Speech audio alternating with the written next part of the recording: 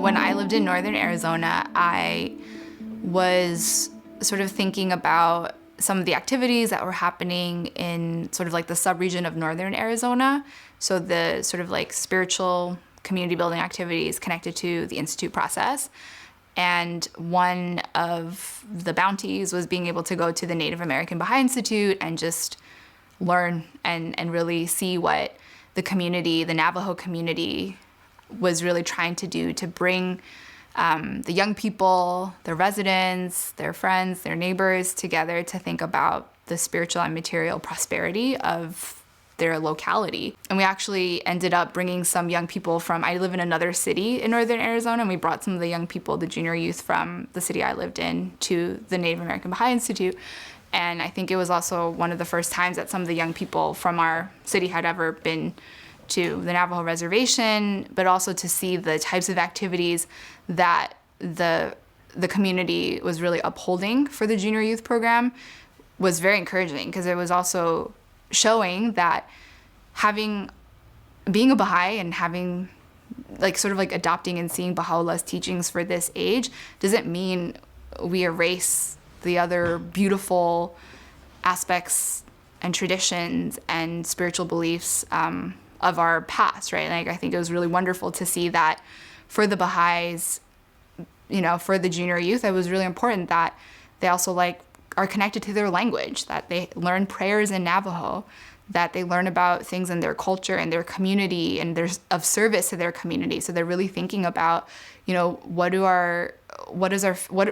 neighbors need at this time? Like in the winter time, it's so important to haul wood and just go out and literally help people be warm. So when I was also living in northern Arizona, one of the, when I was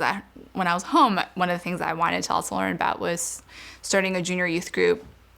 in the neighborhood that we lived in. And it's a neighborhood that's very diverse, families from all kinds of backgrounds, like different Native backgrounds, Latino, African American, it was very diverse compared to sort of other parts of this city. And it was really fascinating to see that, when we started the junior youth group, we ended up collaborating very closely with the community center and the director there, who really loved the vision of the program and really wanted to support it. And so we ended up bringing a group of middle schoolers together. It was really fascinating because they all go to the same school together, but either they didn't know each other and they all live within blocks of each other, or they just never talked to each other and thought about starting friendships with each other. And when we would do sort of community gatherings where we would come and eat together and just come and celebrate, just even the little things of culturally what people eat and learning from people's sort of Native spiritual traditions and sharing that with each other and hearing from, so many of the junior youth and their families that this was one of the few times that they feel like they had a chance to just get to know their neighbors who are of very different backgrounds, but also,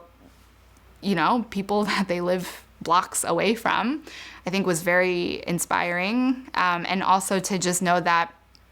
for the junior youth, I think that they were able to articulate this and that they saw this as a strength of their group. And so even though there were, of course, many challenges and many hardships that the group would encounter, there was definitely this recognition that there was something unique happening here, something special. I also remember there was a very sweet service project that they wanted to do because they all have a bunch of younger siblings. And they wanted to just go to each other's homes and read to their younger siblings. And so it was also one of the few times that they actually went to each other's homes and sat with their family and sat with their younger siblings and just read to each other. I think got to see each other's realities a little bit more clearly. I think one of the junior youth, we didn't know his younger sister has some sort of developmental needs. And I think when we visited, I think a lot of the other junior youth were I think they were just very loving and very sweet, but I think it was also for them another layer of appreciating the diversity and sort of, the nuances of the people in our groups.